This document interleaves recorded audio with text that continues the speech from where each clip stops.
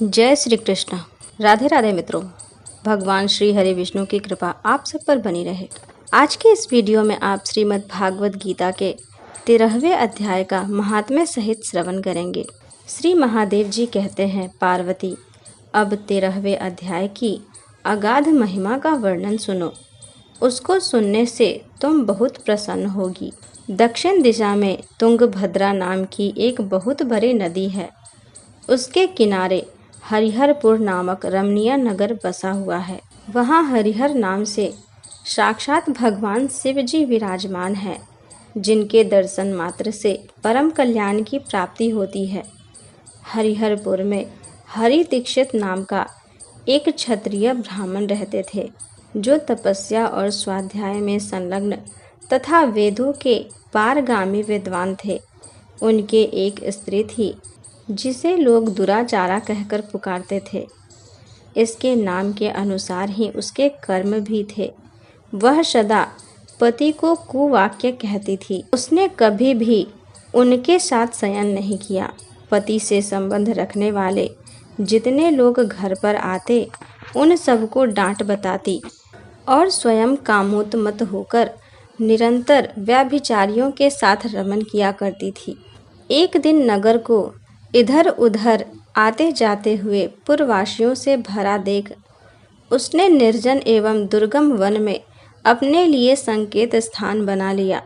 एक समय रात में किसी कामी को न पाकर वह घर के किवाड़ खोल नगर से बाहर संकेत स्थान पर चली गई। उस समय उसका चित्त काम से मोहित हो रहा था। वह एक एक कुंज में तथा प्रत्येक वृक्ष के नीचे जा जाकर किसी प्रियतम की खोज करने लगी, किंतु उन सभी स्थानों पर उसका परिश्रम व्यर्थ गया। उसे प्रियतम का दर्शन नहीं हुआ। तब वह उस वन में नाना प्रकार की बातें कहकर विलाप करने लगी। चारों दिशाओं में घूम घूम कर वियोग जनित विलाप करती हुई उस स्त्री की आवाज़ सुनकर कोई सोया हुआ बाघ जाग उठा और उछलकर उस स्थान पर पहुंचा जहां वह रो रही थी। उधर वह भी उसे आते देख किसी प्रेमी की आशंका से उसके सामने खड़ी होने के लिए ओट से बाहर निकल आई। उस समय व्याघ्र ने आकर उसे नख रूपी वाणों के प्रहार से पृथ्वी पर गिरा दिया। इस अवस्था में भी वह कठोर वाणी में चिल्लाती हुई पूछ बैठी, अरे बाघ, तू किस लिए मुझे मारने को यहाँ आया है? पहले इन सारी बातों को बता दे, फिर मुझे मारना। उसकी यह बात सुनकर प्रचंड पराक्रमी व्याघ्र क्षण भर के लिए उसे अपना ग्रास बनाने से रुक गया और हंसता हुआ सा बोला, दक्षिण देश में मलापहा नामक एक नदी है। उसके तट पर मुनिपर्णा नगरी बसी हुई है। वहाँ पंचलिंग नाम से प्रसिद्ध साक्षात भगवान शंकर निवास करते हैं। उसी नगर में मैं ब्राह्मण कुमार होकर रहता था। नदी के किनारे अकेला बैठा रहता और जो यज्ञ के अधिकारी नहीं है, उन लोगों से भी यज्ञ कराकर उनका अन्न खाया करता था। इतना ही नहीं, धन के लोभ से मैं सदा अपने वेद पाठ के फलों को भी बेचा करता था। मेरा लोभ यहाँ तक बढ़ गया था कि अन्य भिक्षुओं को गालियाँ देकर हटा देता और स्वयं दूसरों को नहीं देने योग्य धन भी बिना दिए ही हमेशा ले लिया करता था। ऋण लेने के बहाने मैं सब लोगों को छला करता था। तदंतर कुछ काल व्यतीत होने पर मैं बूढ़ा हो गया। मेरे बाल सफ़ेद हो गए, आँखों से सूझता न था और मुख के सारे दांत गिर गए। इतने पर भी मेरी दान लेने की आदत नहीं छूटी। पर्व आने पर प्रतिग्रह के लोभ से मैं हाथ में कुश लिए तीर्थ के समीप चला जाया करता था। तत्पश्चात जब मेरे सारे अंग शिथिल हो गए, तब एक बार मैं कुछ धूर्त ब्राह्मणों के घर पर मांगने खाने के लिए गया। उसी समय मेरे पैर में कुत्ते ने काट लिया। तब मैं मूर्छित होकर क्षण भर में पृथ्वी पर गिर पड़ा। मेरे प्राण निकल गए। उसके बाद मैं इसी व्याघ्र योनि में उत्पन्न हुआ। तब से इस दुर्गम वन में रहता हूँ। तथा अपने पूर्व पापों को याद करके कभी धर्मनिष्ठ महात्मा, यति, साधु पुरुष तथा सती स्त्रियों को मैं नहीं खाता। पापी, दुराचारी तथा कुल्टा स्त्रियों को ही मैं अपना भक्ष्य बनाता हूँ। अतः कुल्टा होने के कारण तू अवश्य ही मेरा ग्रास बनेगी। यूँ कहकर वह अपने कठोर नखों से उसके शरीर के टुकड़े टुकड़े करके खा गया। इसके बाद यमराज के दूत उस पापिनी को संयमनी पुरी में ले गए। वहाँ यमराज की आज्ञा से उन्होंने अनेकों बार उसे विष्ठा, मूत्र और रक्त से भरे हुए भयानक कुंडों में गिराया। करोड़ों कल्पों तक उसमें रखने के बाद उसे वहाँ से ले आकर 100 मनवंतरों तक रौरव नरक में रखा। फिर चारों ओर मुँह करके दीन भाव से रोती हुई उस पापिनी को वहाँ से खींचकर दह नानक नामक नगर में गिराया। उस समय उसके केस खुले हुए थे और शरीर भयानक दिखाई देता था।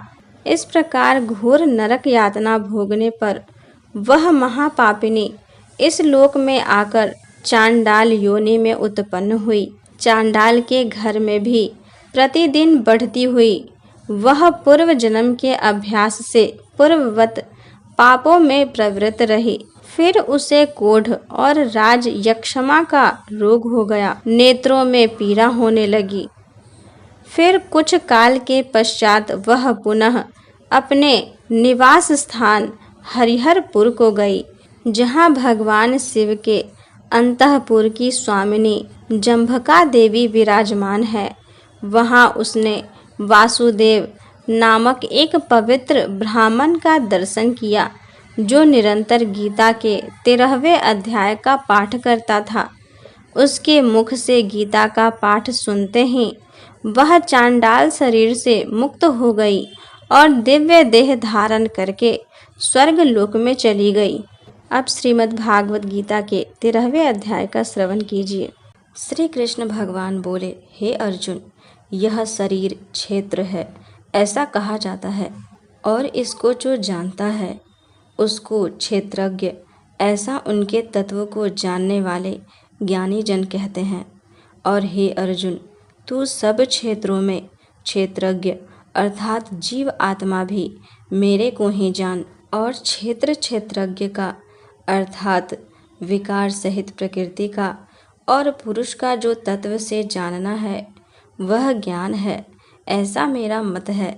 इसीलिए वह क्षेत्र जो है और जैसा है तथा जिन विकारों वाला है और जिस कारण से जो हुआ है, तथा वह क्षेत्रज्ञ भी जो है और जिस प्रभाव वाला है, वह सब संक्षेप में मेरे से सुन।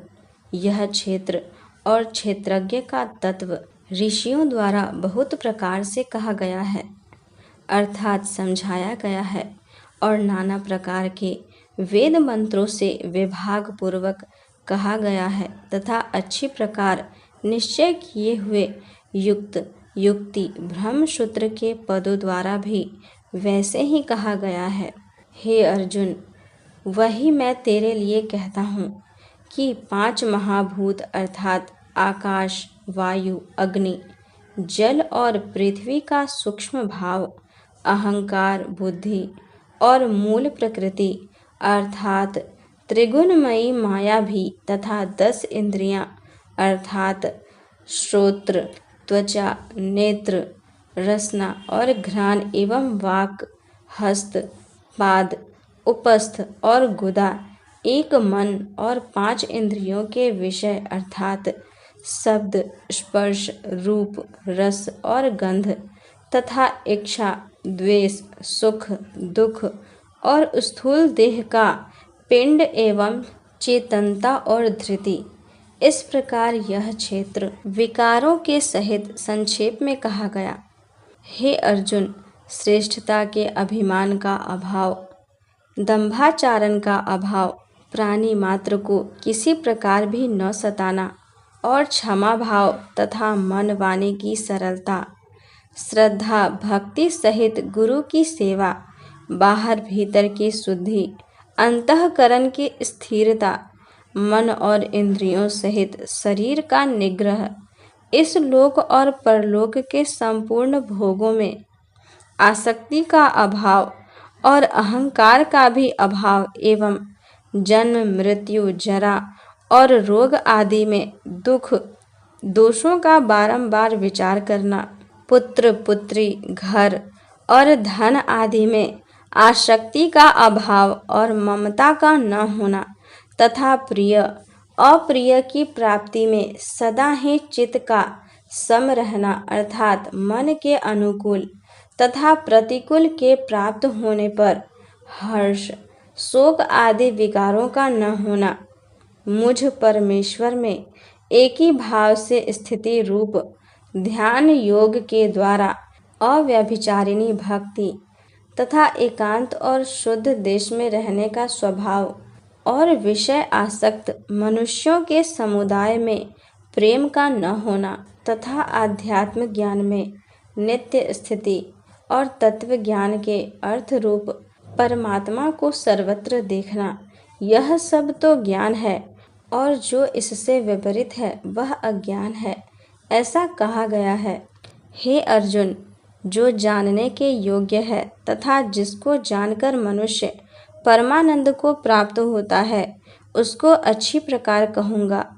वह आदि रहित परम ब्रह्म अकथनीय होने से न सत कहा जाता है और न असत ही कहा जाता है, परंतु वह सब ओरों से हाथ पैर वाला एवं सब ओर से नेत्र सिर और मुख वाला तथा सब ओर से श्रोत्र वाला है, क्योंकि वह संसार में सबको व्याप्त करके स्थित है और संपूर्ण इंद्रियों के विषयों को जानने वाला है, परंतु वास्तव में सब इंद्रियों से रहित है तथा आसक्ति रहित और गुणों से अतीत हुआ भी अपनी योग माया से सबको धारण पोषण करने वाला और गुणों को भोगने वाला है तथा वह परमात्मा चराचर सब भूतों के बाहर भीतर परिपूर्ण है और चर अचर रूप भी वही है और वह सूक्ष्म होने से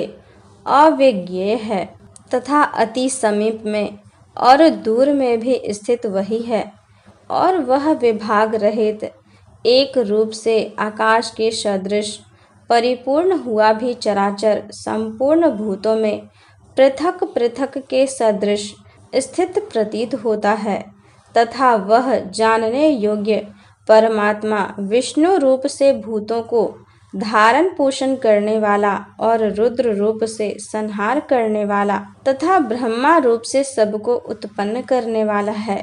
वह ब्रह्म ज्योतियों का भी ज्योति एवं माया से अति परे कहा जाता है तथा वह परमात्मा बोध स्वरूप और जानने के योग्य है एवं तत्व ज्ञान से प्राप्त होने वाला और सबके हृदय में स्थित है। हे अर्जुन, इस प्रकार क्षेत्र का ज्ञान और जानने योग्य परमात्मा का स्वरूप संक्षेप में कहा गया। इसको तत्व से जानकर मेरा भक्त मेरे स्वरूप को प्राप्त होता है। हे अर्जुन, प्रकृति अर्थात त्रिगुणमयी मेरी माया और जीव आत्मा अर्थात क्षेत्रज्ञ, इन दोनों को ही तू अनादि जान और राग द्वेष आदि विकारों को तथा त्रिगुणात्मक संपूर्ण पदार्थों को भी प्रकृति से ही उत्पन्न हुए जान, क्योंकि कार्य और करण के उत्पन्न करने में हेतु प्रकृति कही जाती है और जीवात्मा सुख दुखों के भोक्तापन में अर्थात भोगने में हेतु कहा जाता है, परंतु प्रकृति में स्थित हुआ ही पुरुष प्रकृति से उत्पन्न हुए त्रिगुणात्मक सब पदार्थों को भोगता है और इन गुणों का संग ही इस जीव आत्मा के अच्छी बुरी योनियों में जन्म लेने में कारण है। वास्तव में तो यह पुरुष इस देह में स्थित हुआ भी पर अर्थात त्रिगुणमयी माया से सर्वथा अतीत ही है।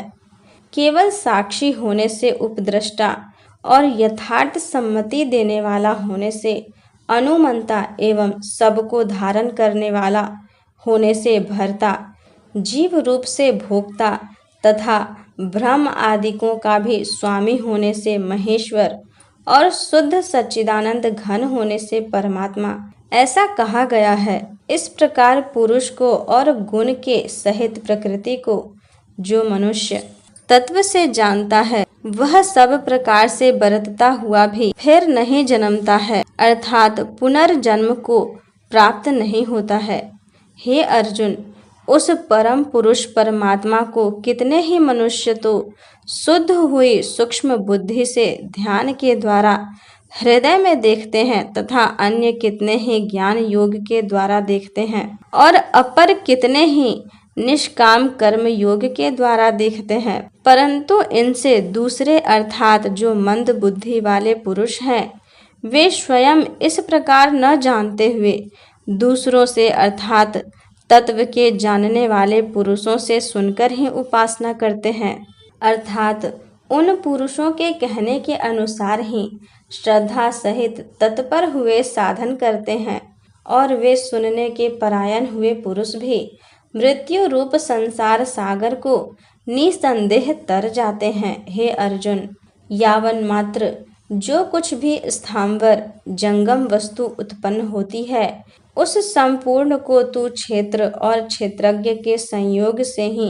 उत्पन्न हुई जान, अर्थात प्रकृति और पुरुष के परस्पर के संबंध से ही संपूर्ण जगत की स्थिति है। वास्तव में तो संपूर्ण जगत नाशवान और क्षण भंगुर होने से अनित्य है। इस प्रकार जानकर जो पुरुष नष्ट होते हुए सब चराचर भूतों में नाश रहित परमेश्वर को समभाव से स्थित देखता है वही देखता है, क्योंकि वह पुरुष सब में समभाव से स्थित हुए परमेश्वर को समान देखता हुआ अपने द्वारा आपको नष्ट नहीं करता है, अर्थात शरीर का नाश होने से अपने आत्मा का नाश नहीं मानता है। इससे वह परम गति को प्राप्त होता है। और जो पुरुष संपूर्ण कर्मों को सब प्रकार से प्रकृति से ही किए हुए देखता है, अर्थात इस बात को तत्व से समझ लेता है कि प्रकृति से उत्पन्न हुए संपूर्ण गुण ही गुणों में बरतते हैं तथा आत्मा को अकर्ता देखता है वही देखता है।